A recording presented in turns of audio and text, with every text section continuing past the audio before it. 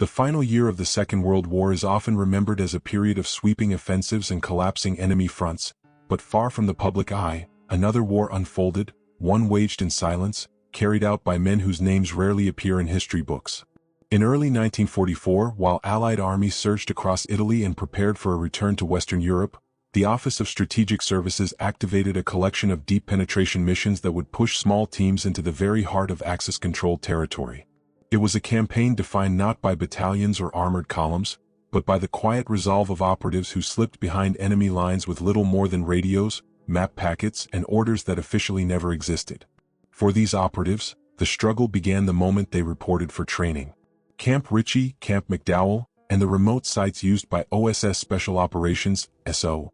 Instructors became the proving grounds for America's first generation of modern clandestine warriors. Recruits practiced demolitions with Nobel 808, memorized enemy insignias, and trained to survive extended isolation.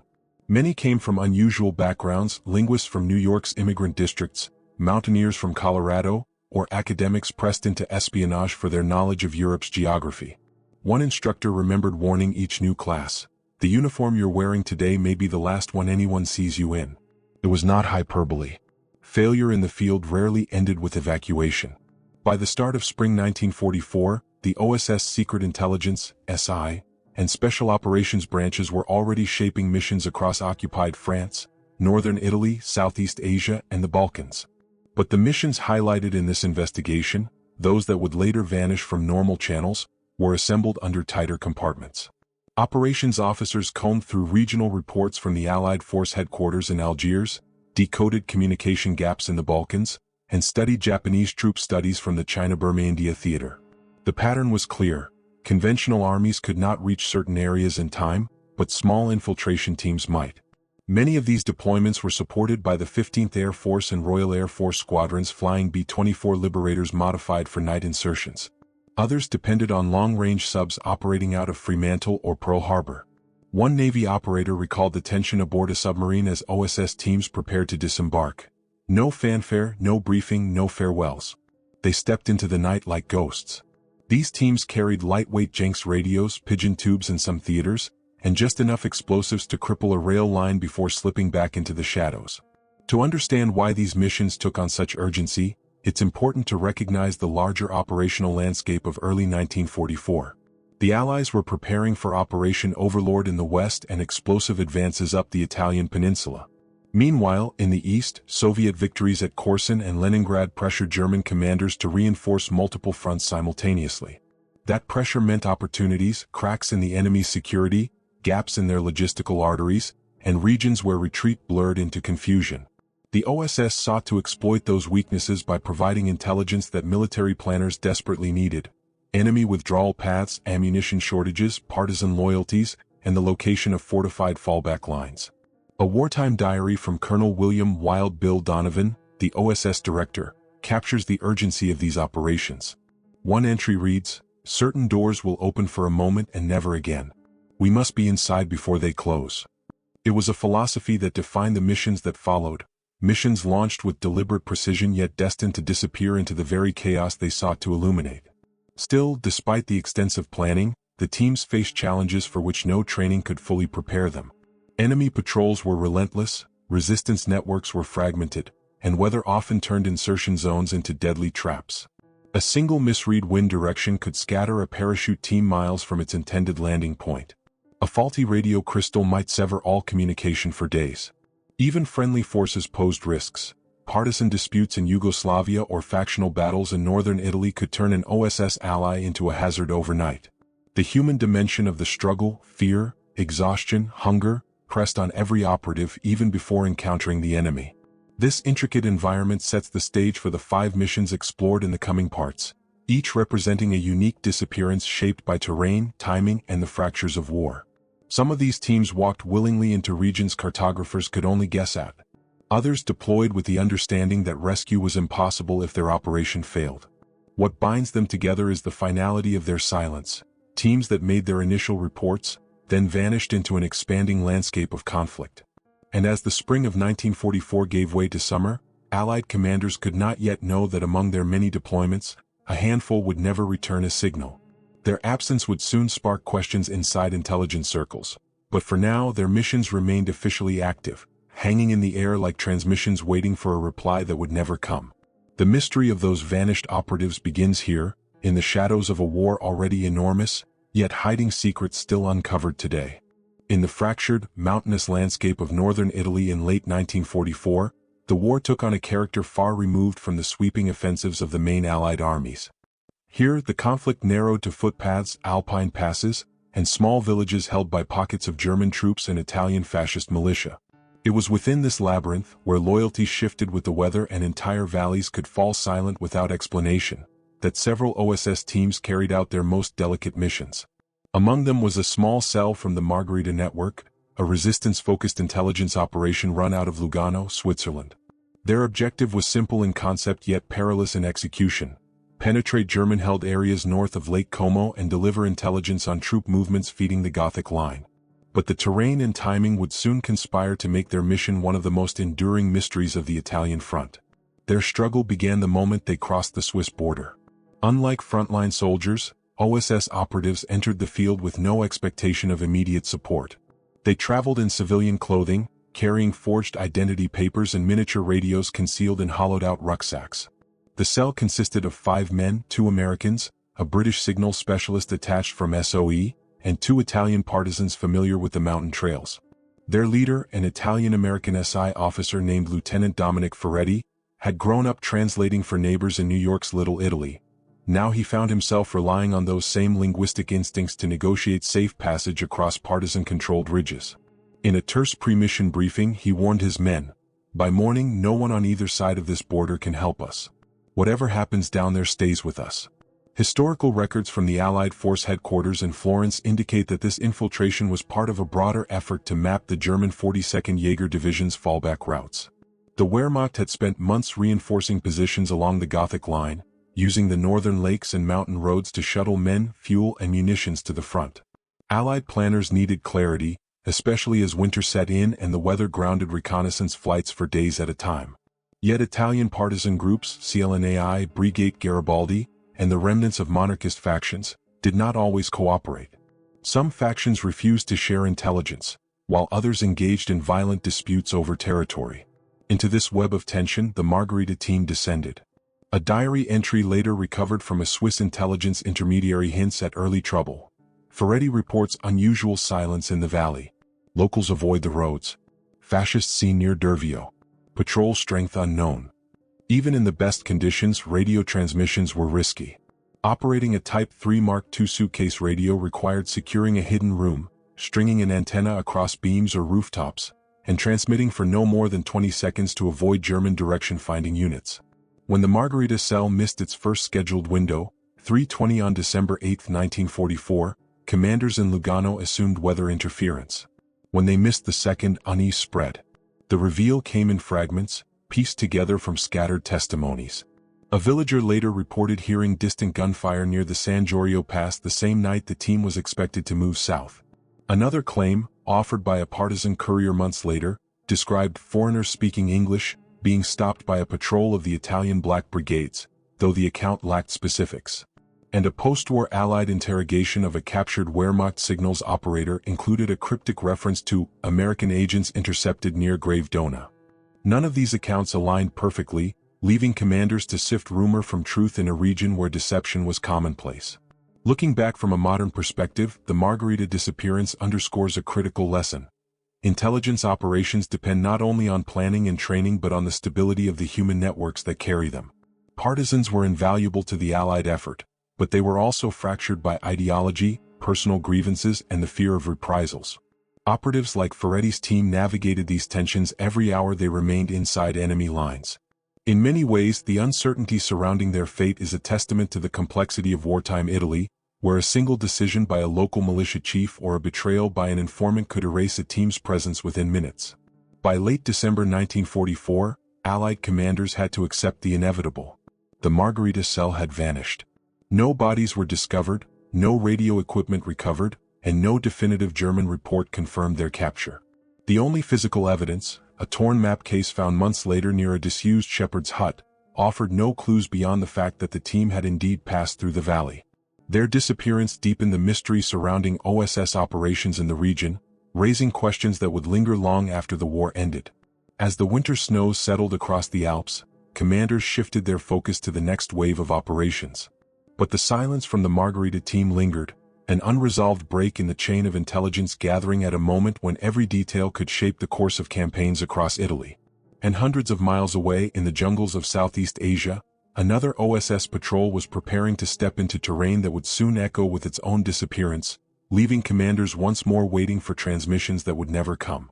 The jungles of northern Burma were unlike any other battlefield of the Second World War, dense, unforgiving, and alive with the constant hum of unseen dangers. By mid-1944, this region had become a crucible for clandestine warfare, a place where small teams could influence entire campaigns but could also vanish without leaving so much as a broken branch.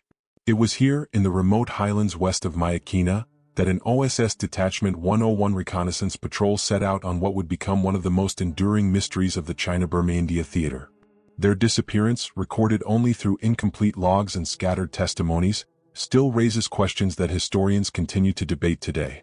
Detachment 101's struggle in Burma began long before the missing patrol left their base at Nujura. The unit's mission was clear but perilous: support the U.S. Army's push toward Myakina by partnering with Kachin guerrillas, gathering intelligence on Japanese positions, and sabotaging enemy supply routes feeding the formidable 18th Division. The Kachin people, native to the region and intimately familiar with its labyrinthine terrain, were essential allies.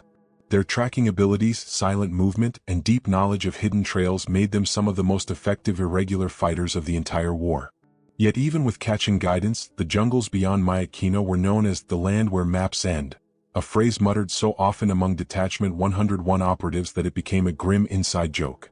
The patrol that went missing in July 1944 consisted of 2 American OSS officers, a radio operator, and 9 Kachin scouts. Their equipment was typical for deep reconnaissance: a Type 3 radio set sealed against humidity, jungle rations wrapped in waxed canvas, machetes and light arms, predominantly M1 carbines and Thompson submachine guns modified with protected magazines. The team moved northeast from their base camp, skirting Japanese patrol routes and using riverbeds as natural camouflage. Their directive was to determine whether the Japanese were reinforcing the Myakina perimeter, and if so, to identify potential infiltration routes for Merrill's marauders and Chinese units advancing under the Northern Combat Area Command. The first 2 radio transmissions from the team were routine.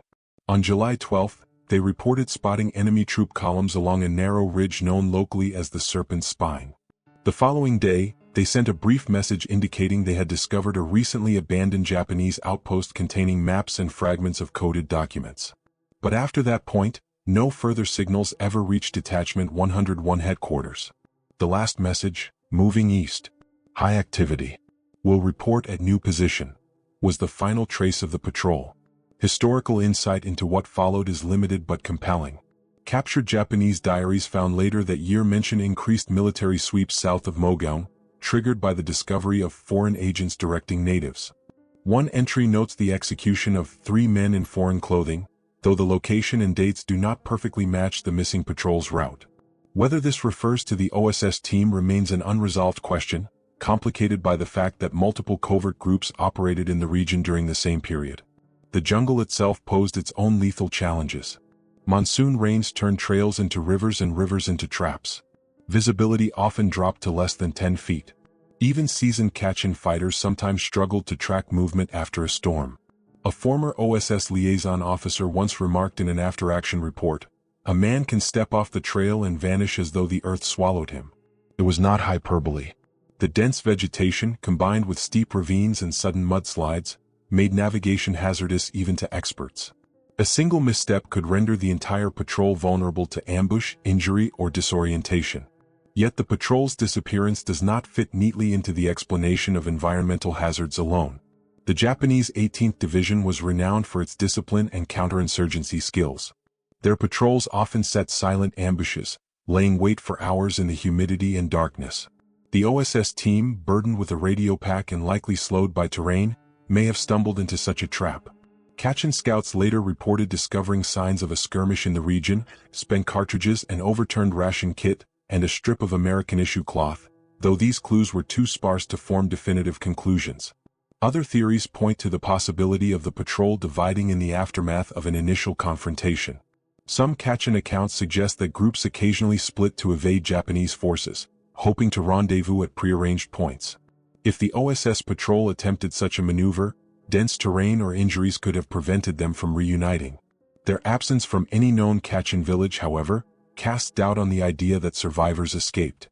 Kachin networks were remarkably efficient at sheltering wounded Allied operatives. The complete lack of post-disappearance sightings remains one of the most perplexing elements of the case. A modern reflection reveals how limited wartime intelligence truly was. Today, satellite imagery, GPS tracking, and rapid extraction teams would dramatically change the outcome of such a mission. But in 1944, isolation was absolute. Once radio contact was lost and the team failed to return to their rendezvous point, Detachment 101 had little choice but to assume the worst. By August, the patrol was officially listed as missing, though some OSS officers quietly noted in internal memos that they believed the team had engaged enemy forces in the days after their last transmission. What remains most haunting is the silence that followed. No bodies were recovered. No captured records definitively referenced the team. The jungle reclaimed what it had taken, leaving only unanswered questions behind. And as the Burma campaign pushed onward toward Myakina, another mystery began taking shape thousands of miles away, in the cold ravines of the Balkans, where yet another OSS team was about to step into uncertainty and vanish from the pages of wartime record. The Balkan front in the winter of 1944 was a place where allegiances shifted with the weather and certainty was a luxury no operative could afford. It was here, in the rugged borderlands between Yugoslavia and Bulgaria, that an OSS team under the field leadership of Captain George Creech parachuted into one of the most unpredictable theaters of the entire Second World War. Their mission, straightforward on paper, was to coordinate intelligence sharing with Yugoslav partisans, assess German withdrawal routes, and verify reports that retreating Axis units were reinforcing defensive positions near Niš. What followed, however, was a disappearance that left behind only fragments of testimony and a trail of conflicting accounts, making the Creech mission one of the OSS most puzzling Balkan losses. The mission struggle began even before the team hit the ground. On the night of December 2, 1944, a B-24 Liberator from the 885th Bomb Squadron, one of the specialized carpetbagger-style units seconded to Balkan operations, flew low over the snow-covered Sar Mountains. The drop zone had been selected by Yugoslav contacts affiliated with the Partisan Supreme Headquarters, but a sudden gust of crosswind pushed the aircraft off course. The Americans jumped into darkness, trusting their altimeters more than their eyes, their parachutes opening against a sky lit only by distant artillery flashes. When dawn rose, they found themselves miles from the planned landing site, deep in a region where the loyalties of villagers could shift depending on who held the nearest ridge. The Creech team consisted of 4 OSS officers, 1 radio operator, and 2 translators familiar with local dialects. They carried a compact Type 3 radio set, Sten guns, rations for 1 week, and packets of gold coins meant to secure partisan cooperation. Their first objective was to locate a band of partisans known as the Rasina Brigade. These fighters had been active in sabotaging German supply lines feeding the retreat from Greece, and the OSS hoped to leverage their knowledge of mountain passes. But in winter, even experienced guerrilla units moved slowly. Snowfall erased trails within hours, and the Creech team found only the remnants of a campsite, ashes still warm, but no fighters in sight. Despite the team's isolation, clues from wartime documents give insight into their next steps. An unclassified OSS briefing note from early 1945 states, Creech believed he could reach the partisans within 48 hours based on local intelligence. That confidence may have come from reports that German units of the 7th SS Mountain Division were preparing to fall back towards Skopje, leaving pockets of territory briefly unguarded. The American team likely moved quickly to exploit this window, traveling by night and sheltering in abandoned farmhouses during the day. Yet danger in the Balkans did not come solely from German forces. Partisan politics were fractious and rivalries often had deadly consequences. Communist-led factions loyal to Tito frequently clashed with Chetnik groups loyal to the Yugoslav monarchy, and both movements distrusted foreign operatives.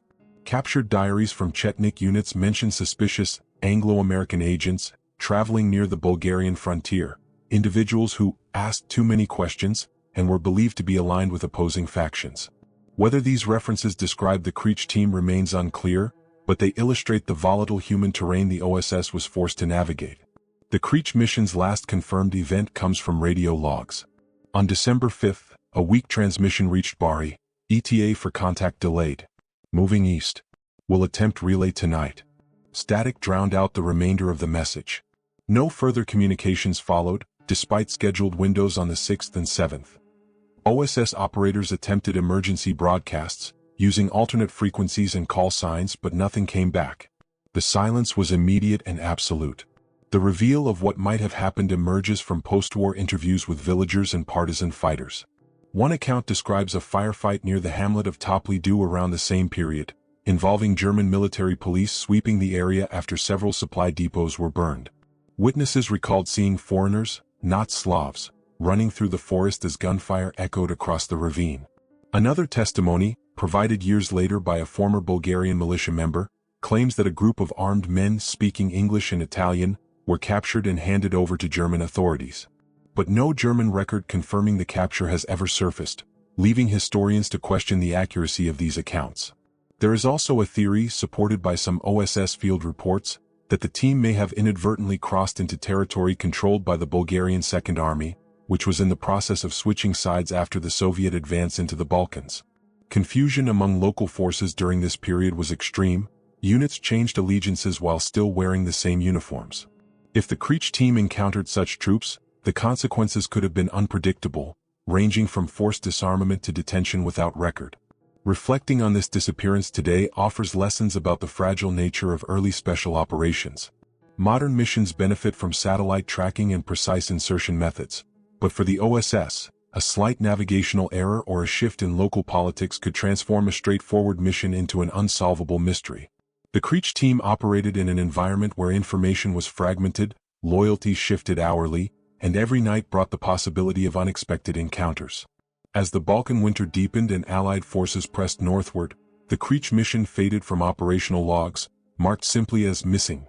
Last contact December 5. Their disappearance became one more unanswered question in a region already overflowing with complexities.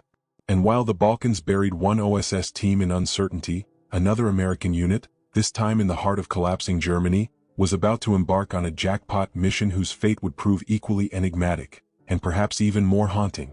In the final months of the European War, as Nazi Germany fractured under the weight of multiple Allied offensives, a different kind of mission unfolded in the shadows, one designed not to destroy but to capture.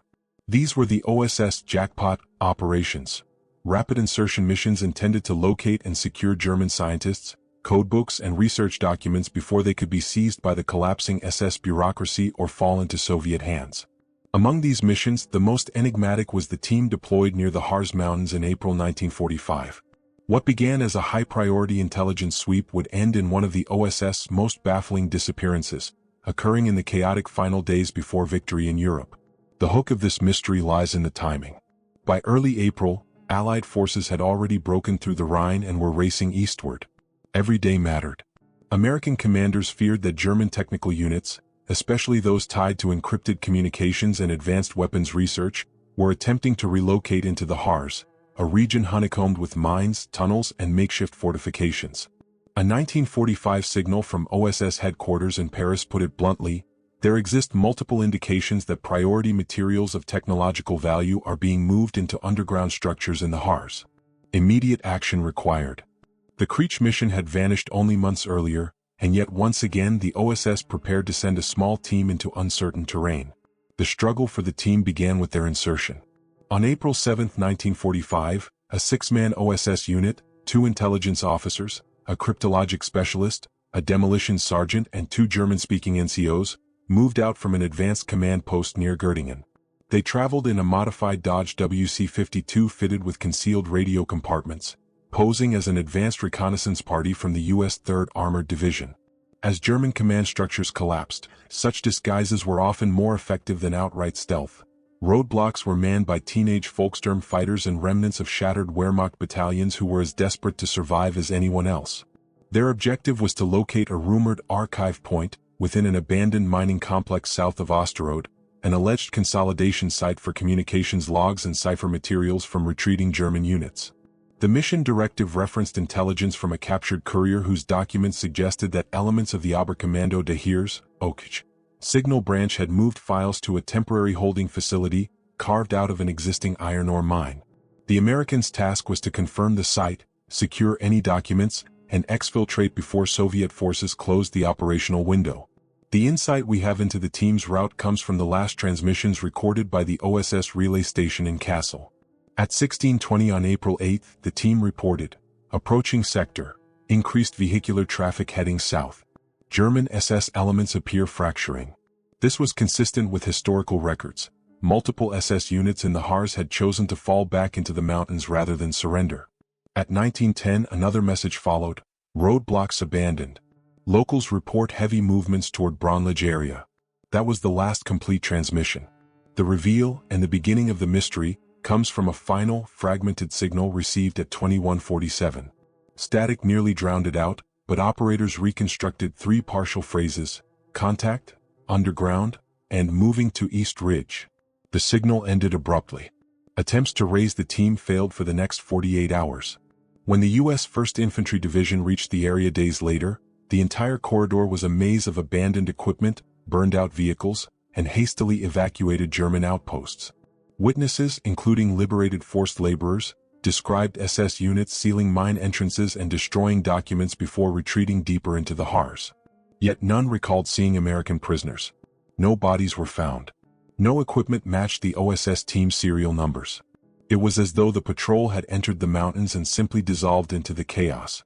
One theory suggests the team stumbled upon SS units intent on evacuating sensitive materials. A captured SS officer later testified during interrogation that a firefight occurred near a mine entrance on the night of April 8, involving English-speaking soldiers who came from the forest. But interrogation summaries note that the officer's accounts were inconsistent. He may have been referencing British POWs, retreating Volkssturm, or foreign forced laborers fleeing the fighting. Another possibility points to the terrain itself. The Harz Mountains were riddled with thousands of kilometers of tunnels, many undocumented, some unstable. If the team pursued fleeing German elements into one of these shafts, a collapse could have buried all trace of them. Post-war engineers reported entire chambers destabilized during the final days of the war, some collapsing silently without any external sign. A third theory focuses on timing.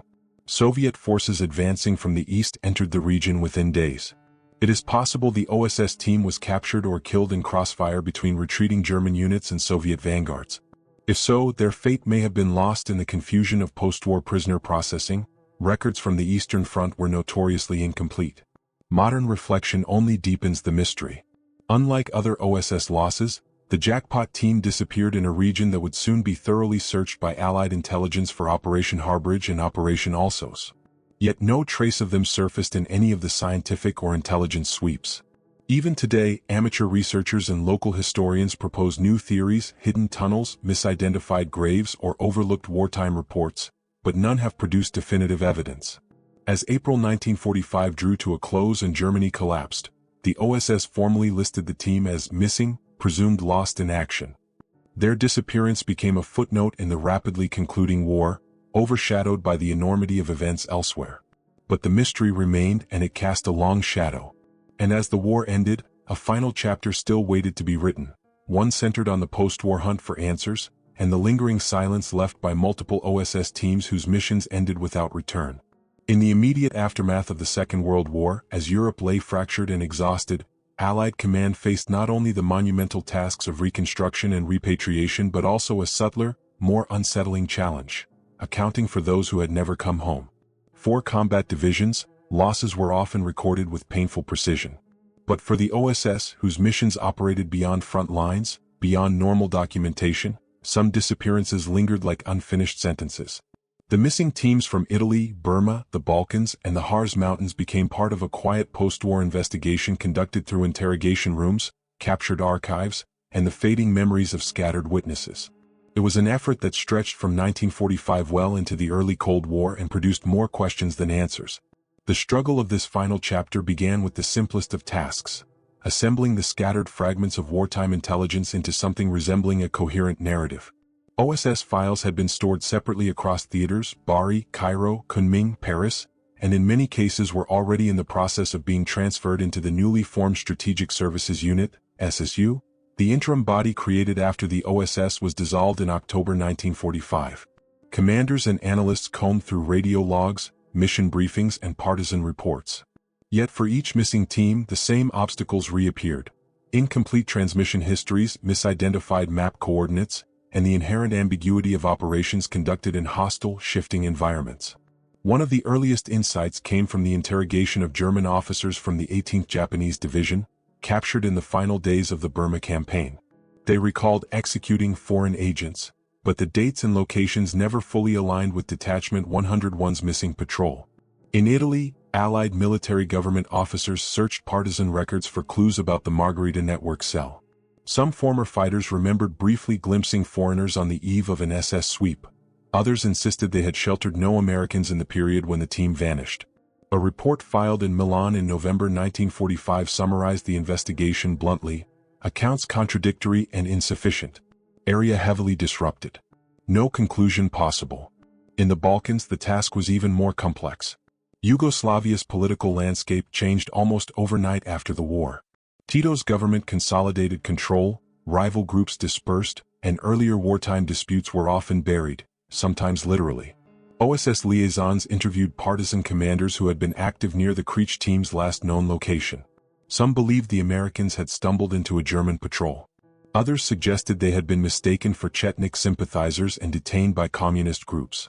The most intriguing lead came from a Bulgarian officer who recalled foreign soldiers, captured near the frontier and transferred to German custody.